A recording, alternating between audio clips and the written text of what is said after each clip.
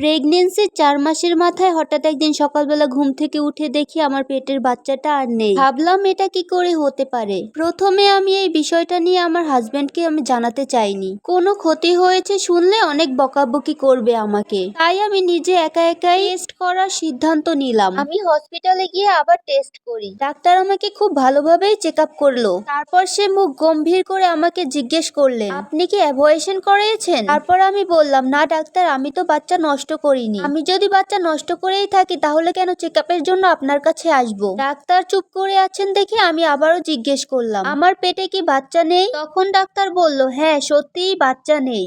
এটা শোনার পর আমার প্রচন্ড মাথা ধরে গেল। আমি 2 হাত দিয়ে আমার মাথাটা চেপে ধরলাম আর হাত পা ছড়াছড়ি করে কাঁদতে লাগলাম। ডাক্তার বুঝতে পারতেছিল না আমাকে কি বলে সান্ত্বনা দিবে, শুধু বলল, আপনাকে খাবারের সাথে কিছু মিশিয়ে খাওয়ানো হয়েছে, যার ফলে আপনার বাচ্চা গলে চামড়ার সাথে মিশে গিয়েছে। বিষয়টা খুবই মর্মান্তিক। আপনার তো উচিত আপনার পরিবারের সদস্যদের নামে থানায় মামলা করা। আমি বাসায় গিয়ে কাঁদতে কাঁদতে মাটিতে লুটিয়ে পড়লাম। আমার শাশুড়ি আর দেবর আমার কান্নার শব্দ শুনে ঘর থেকে বেরিয়ে এলো। আমার শাশুড়ি এসে আমাকে জড়িয়ে ধরে কান্না করে দিল। আমার দেবর পাশেই চুপ করে দাঁড়িয়ে ছিল। আমার শাশুড়ি আর দেবরের এমন কাণ্ড দেখে আমি বুঝতে পারলাম তারা আগে থেকেই কিছু একটা জানতো। আমি আমার শাশুড়িকে জড়িয়ে ধরে কাঁদতে কাঁদতে বললাম, মা এটা কিভাবে হলো, কেন হলো?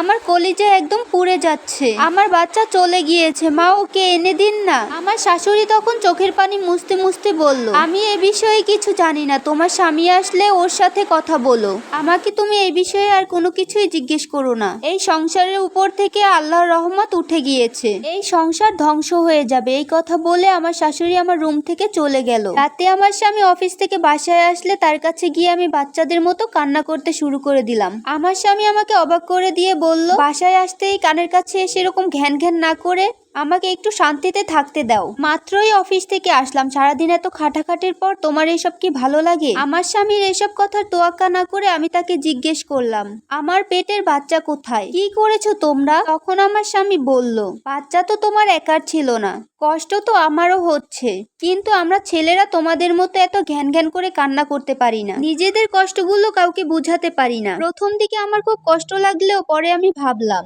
আসলেই হয়তো ছেলেরা নিজেদের কষ্ট কাউকে বুঝাতে পারে না। অনেক কষ্ট হচ্ছিল, তারপরও নিজেকে শান্ত করার চেষ্টা করলাম। রাতের খাওয়া শেষ হলে আমি আমার স্বামীর পাশে এসে বসে জিজ্ঞেস করলাম, হয়েছিল কালকে রাতে আমার সাথে? তখন আমার স্বামী কিছুক্ষণ থ মেরে বসে থেকে বলল, কি আর হবে, তুমি হঠাৎ করে অনেক অসুস্থ হয়ে গিয়েছিলা, তারপর আমরা ডাক্তারকে কল করি, কিন্তু ডাক্তার আসার আগেই বাচ্চাটা পড়ে গিয়েছিল। তার এসে এসব কিছু দেখে তোমাকে ঘুমের ওষুধ দিয়ে চলে যায়। আমার বয়স কম, লেখাপড়াও তেমন একটা করিনি, কিন্তু এতটাও অবুঝ না যে মিথ্যা বলছে তা আমি ধরতে পারিনি। আমি উল্টা ওকে প্রশ্ন করলাম, আমি তো কোনো ব্যথা অনুভব করিনি, 2-3 দিনের মধ্যে আমার তো কোনো কষ্টও হয়নি, হঠাৎ এটা কিভাবে হয়ে গেল?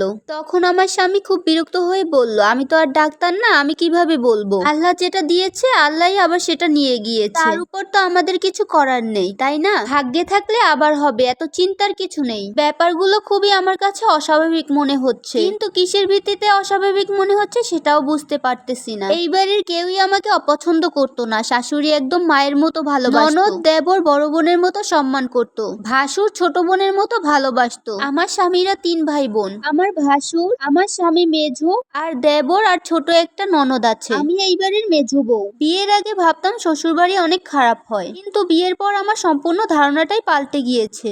আমার স্বামীও তো আমাকে অনেক বেশি ভালোবাসে, তাহলে কেন এটা আমার অস্বাভাবিক মনে হচ্ছে? এই ঘটনার পর 1 সপ্তাহ কেটে গিয়েছে। সবার জন্য ঘটনাটি স্বাভাবিক হয়ে গেলেও আমার কাছে সন্তান হারানোর কষ্টে আগুন দাউ দাউ করে জ্বলছে বুকের মধ্যে। আমার ভাসুর ব্যবসায়ের কিছু কাজের জন্য দেশের বাইরে গিয়েছিল 1 মাস আগে। 1 মাস পর সে দেশে ফিরেছে। রাত হলো, আমার স্বামী অফিস থেকে বাসায় আসলে আমার ভাসুর আমাদের রুমে আসলো। রুমে ঢুকেই আমাকে বলল বাহিরে যেতে। আমিও আমার ভাসুরের কথা অমান্য করলাম না, ব্যক্তিগত কথা থাকতেই পারে এই ভেবে রুম থেকে বেরিয়ে গেলাম। আমার ভাসুর দরজাটা লাগিয়ে দিল। বাহির থেকেই শুনতে পেলাম ভেতর থেকে মারার শব্দ আসতেছে। বুঝতে পারলাম আমার ভাসুর আমার স্বামীকে মারছে। আমি কিছুই বুঝতে পারতেছি না, কান্না করতে করতে আমার দেবরকে ডাকলাম। কিছুক্ষণের মধ্যে দেবরও চলে আসলো। আমি আমার দেবরকে বললাম, তুমি একটা কিছু করো, তোমার ভাইয়াকে তো বড় ভাইয়া মেরে ফেলবে। এরপর 30 মিনিট পর আমার ভাসুর ক্লান্ত শরীর নিয়ে রুম থেকে বেরিয়ে এলো।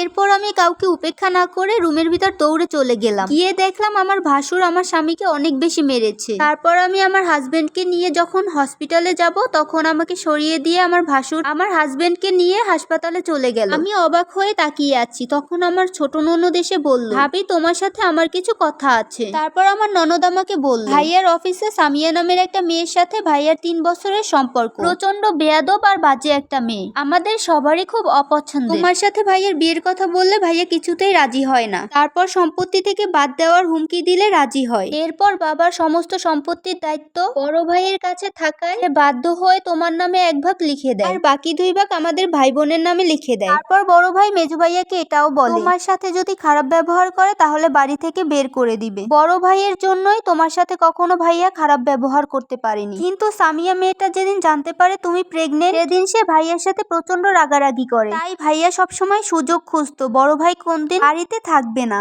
তারপর বড় ভাইয়া যেদিন ব্যবসার কাজে বাইরে গেল, সেদিন মেজো ভাইয়া সবার খাবারের সাথে ঘুমের ওষুধ মিশিয়ে দিয়েছিল।